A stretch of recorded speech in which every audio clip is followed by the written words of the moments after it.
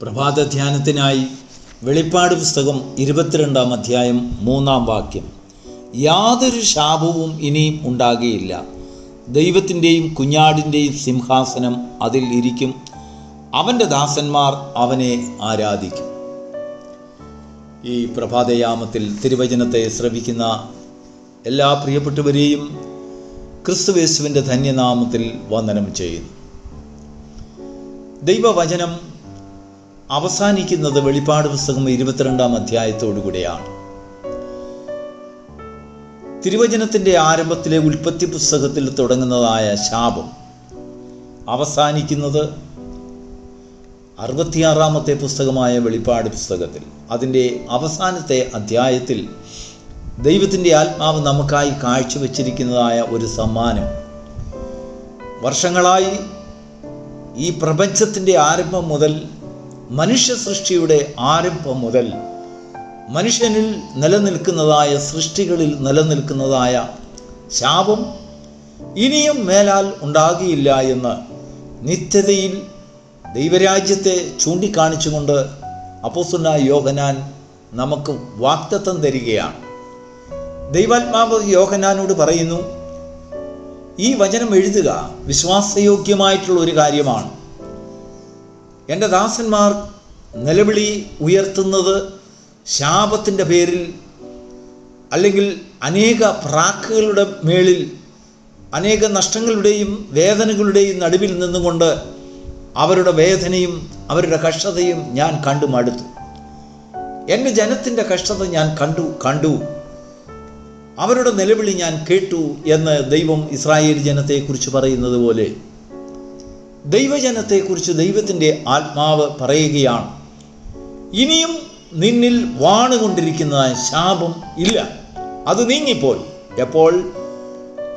എൻ്റെ സിംഹാസനം നിന്റെ മുൻപിൽ സ്ഥിരമായി വരുമ്പോൾ.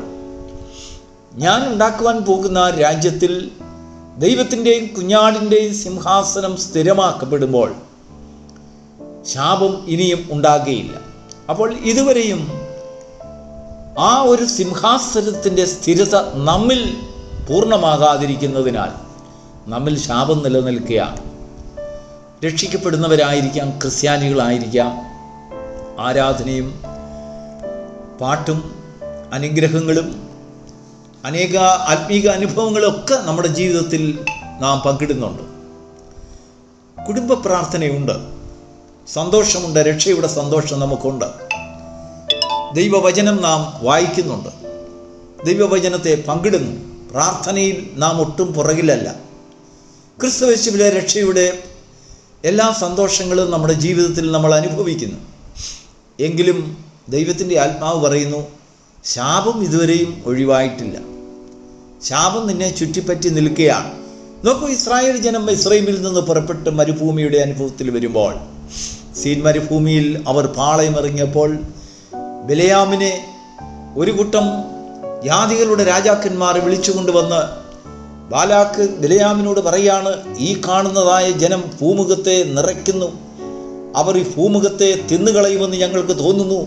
അവരെ ശപിക്കുവാൻ ബിലെയാമിനെ വിളിച്ചുകൊണ്ടുവരുന്നു. ദൈവത്തിന് മഹത്വം ഉണ്ടാകട്ടെ. ദൈവത്തിൻ്റെ വചനം വ്യക്തമായി പറയുന്നുണ്ട്, എൻ്റെ ജനത്തിന് ശാപം ഏൽക്കുകയില്ല. സത്യമാണെങ്കിലും ദൈവം ബിലെയാമിനോട് പറയുന്നു, ഏൽക്കുകയില്ല എന്ന് പറയുന്നത് അവർ വിശ്വാസത്താൽ ഏറ്റെടുക്കേണ്ടതായ ഒരു വിഷയമാണ്. എങ്കിലും ബിലെയാമിനോട് ദൈവം പറയുകയാണ്, എൻ്റെ ജനത്തെ ശപിക്കരുത്. അപ്പോൾ ദൈവം അങ്ങനെ പറയണമെങ്കിൽ ശാപത്തിൻ്റെതായ ശക്തി ഭൂമിയിൽ നിലനിൽക്കുന്നു എന്നാണ് അർത്ഥം. ചില ബലഹീനരായ മനുഷ്യർക്ക് ശാപം ഏറ്റെങ്കിലോ ദൈവം അവരെ ഓർത്ത് അവരോട് കരുണ തോന്നി, അവരോട് ദയ തോന്നി ബിലെയാമിനോട് പറയുകയാണ്, നോ, എൻ്റെ ഭക്തന്മാരെ ശപിക്കരുത്, നിന്റെ നാവ് കൊണ്ട് അവരെ ശപിക്കരുത്. ശാപം അവർക്ക് അനുഗ്രഹമായി മാറും എന്നുള്ളത് ഒരു സത്യമാണ്. എന്നാൽ ആർക്കാണ് ശാപം അനുഗ്രഹമായി മാറുന്നത്? വിശ്വാസത്താൽ ആരാധനയിൽ കൂടെ ശാപത്തെ അനുഗ്രഹമാക്കി മാറ്റുവാൻ കഴിയുന്ന ഭക്തന്മാരിൽ മാത്രമേ ഇപ്പോൾ അത് സാധിക്കുന്നുള്ളൂ എന്നർത്ഥം. നമ്മുടെ ജീവിതത്തിൽ ശാപം നിലനിൽക്കുന്നുണ്ട്. ഭവനത്തിന്മേൽ ശാപമുണ്ട്, കുഞ്ഞുങ്ങളിൽ മേൽ ശാപമുണ്ട്, നമ്മളിൽ ശാപമുണ്ട്, നാം ചെയ്യുന്ന ജോലികളിൽ ശാപമുണ്ട്, ആരാധനയിൽ ശാപമുണ്ട്, ശാപം നിലനിൽക്കുകയാണ്. പഴയ പാമ്പ് ഇതുവരെയും ചത്തിട്ടില്ല, പഴയ പാമ്പിനെ പിടികൂടിയിട്ടില്ല. ഈ പഴയ പാമ്പ് മനുഷ്യൻ്റെ ഇടയിൽ സ്വർഗാദി സ്വർഗത്തിലുമൊക്കെ, സ്വർഗീയ സ്ഥലങ്ങളിലും വിശ്വാസ മാർഗത്തിലും നമ്മുടെ പ്രത്യാശയിലുമൊക്കെ പാമ്പ് ഇഴഞ്ഞുകൊണ്ടിരിക്കുകയാണ്. എന്നാൽ ഒരു ദിവസം യോഹന്നാനോട് ദൈവത്തിൻ്റെ ആത്മാവ് പറയുന്നു, ഇനിയും ശാപമുണ്ടാകുകയില്ല.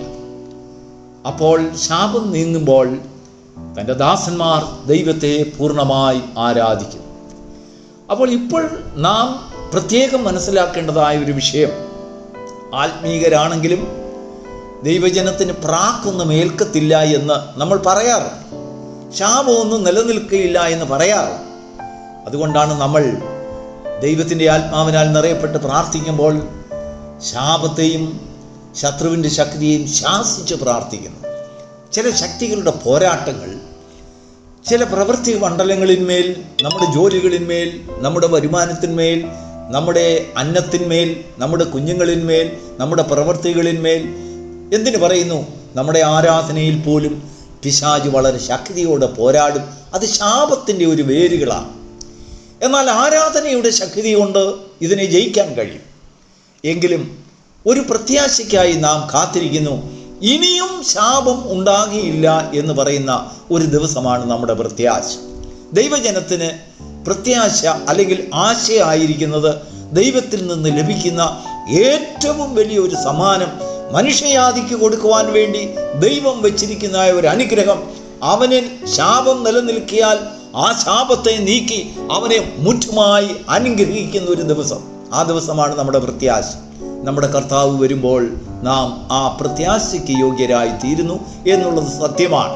എന്നാൽ ഈ ഭൂമിയിലെ വിശ്വാസ ജീവിതത്തിൽ, ഈ ഭൂമിയിലെ ക്രിസ്തീയ ജീവിതത്തിൽ ശ്രദ്ധിക്കുക, നമ്മുടെ കുടുംബങ്ങളിൽ ശാപം നിൽക്കുന്നുണ്ട്, നമ്മുടെ പോക്കുവരവുകളിൽ ശാപം നിൽക്കുന്നുണ്ട്. നമ്മെ എങ്ങനെ തള്ളിയിടാമെന്ന് വിചാരിച്ച് പിശാച് ശക്തിയോട് നമ്മോട് പോരാടും. തൊടുന്ന കാര്യങ്ങളിലൊക്കെ അവൻ ശത്രു പ്രവർത്തിച്ചുകൊണ്ടിരിക്കും. നാം നല്ലതായി ചിന്തിക്കുമ്പോഴൊക്കെ നമ്മുടെ ചിന്തയെ തകിടം മറിക്കുവാൻ, അല്ലെങ്കിൽ നന്മ ചെയ്യുവാൻ ആഗ്രഹിക്കുമ്പോഴൊക്കെയും തിന്മയുടെ വേരുകളെ നമ്മുടെ ജീവിതത്തിൽ നാം ആ ശത്രു ഊന്നിക്കൊണ്ട് നമ്മെ മറിച്ചിടുവാനുള്ള പദ്ധതികളൊക്കെ ഒരുക്കും. അപ്പോസ്തലനായ പത്രോസ് അതാണ് പറയുന്നത്, ശത്രു പിശാച് അലറുന്ന സിംഹം എന്ന പോലെ നമുക്ക് ചുറ്റും നമ്മെ ആരെ വിഴുങ്ങേണ്ടു എന്ന് ഓർത്തുകൊണ്ട് അവൻ നമ്മുടെ പുറകെ ഉണ്ട്. എങ്കിലും ദൈവശക്തിയിൽ കാക്കപ്പെടുന്നതായ ഒരു കൂട്ടം ജനങ്ങൾക്ക്, അവർക്ക് മാത്രമേ ശാപത്തെ എതിർത്ത് നിൽക്കുവാൻ കഴിയുകയുള്ളൂ. തൻ്റെ ദാസന്മാർ യഹോവയെ, ദൈവത്തെ ആരാധിക്കും. അപ്പോൾ ആരാധന അത് ശാപത്തെ അകറ്റുന്നു. ഒരു പരിധി വരെ ശാപത്തിൻ്റെ ശക്തിയെ കെടുത്തുന്നു, മരണത്തിൻ്റെ ശക്തിയെ കെടുത്തുന്നു, വേദനയുടെ ശക്തിയെ കെടുത്തുന്നു, ആവലാതിയുടെ ശക്തിയെ കെടുത്തുന്നു. തീർച്ചയായിട്ടും നമ്മുടെ മുൻപിൽ അനേക ത്യാഗങ്ങൾ നമുക്ക് അതിനായി സഹിക്കേണ്ടതായിട്ടുണ്ട്. അനേക നിന്ദകളും അപമാനങ്ങളും പഴിദൂഷികളും നാം ചെയ്യാത്ത കുറ്റത്തിന് ഏൽക്കപ്പെടുന്നതായ അനേക ശിക്ഷകൾ നമുക്ക് ഏറ്റുവാങ്ങേണ്ടതായിട്ടുണ്ട്. എങ്കിലും ഒരു കാര്യം സത്യമാണ്, ഒരു ദിവസം നമ്മളിൽ നിന്നും ഇതൊക്കെയും മാറിപ്പോകും. ഇനിയും ശാപം ഉണ്ടാകുകയില്ല എന്ന് പറയുന്നതായ ഒരു ദിവസം നമ്മുടെയും ജീവിതത്തിൽ സത്യമാണ്. ദൈവത്തിൻ്റെ വാഗ്ദത്തമാണ്. ആർക്കാണ് ആ വാഗ്ദത്തം പ്രാപിക്കുവാൻ കഴിയുന്നത്? ദൈവജനത്തിന്, ദൈവമക്കൾക്ക്, തൻ്റെ ദാസന്മാർക്ക്. അപ്പോൾ ദൈവത്തിൻ്റെ ദാസന്മാരായിരിക്കുന്നവരാരോ, ആരാധനയ്ക്ക് വേണ്ടി തങ്ങളെ തന്നെ സമർപ്പിച്ചവരാരോ, അവരുടെ ആരാധന പൂർണ്ണമാകേണ്ടതിന് വേണ്ടി ദൈവം ശാപത്തെ മുറ്റുമായി നീക്കുന്ന ഒരു ദിവസം. പ്രിയപ്പെട്ട ദൈവമക്കളെ, നിന്റെ ഭവനത്തിലും നിന്റെ കുഞ്ഞുങ്ങളിലും നിന്റെ ജീവിതത്തിലും വിശ്വാസമാർഗങ്ങളിലൊക്കെ, നിന്റെ തീരുമാനങ്ങളിൽ, നിന്റെ പ്രതിഷ്ഠകളിൽ, നിന്റെ ആ അനുദിനമായിട്ടുള്ള ആവശ്യങ്ങളുടെ മധ്യത്തിൽ, നിന്റെ വേദനകളുടെ മധ്യത്തിൽ, നിന്റെ പ്രയാസങ്ങളുടെ മധ്യത്തിൽ, കഷ്ടതകളുടെ മധ്യത്തിൽ, നിന്റെ അനുഗ്രഹത്തിൻ്റെ മധ്യത്തിൽ, നിന്റെ സമ്പാദ്യത്തിൻ്റെ മധ്യത്തിൽ ശത്രു ശാപവുമായി നിന്നോട് നേരിടുമ്പോൾ നിനക്ക് ജയിക്കുവാനുള്ള ഏകമാർഗം ആരാധന, ദൈവത്തിന് കൊടുക്കേണ്ട ആരാധന. ഞാനല്ലാതെ അന്യ ദൈവം നിനക്കുണ്ടാകരുത്. ലോകത്തിൽ ഒന്നിനെയും ദൈവത്തെക്കാൾ കൂടുതൽ സ്നേഹിക്കാതെ ദൈവത്തെ സകലത്തിന് മേലായി കാണുന്ന ഒരു വ്യക്തി ആരുണ്ടോ, അവനിൽ ശാപം നിലനിൽക്കില്ല. അവൻ എന്നും ദൈവത്തെ ആരാധിക്കുന്നവനായിരിക്കും. God bless.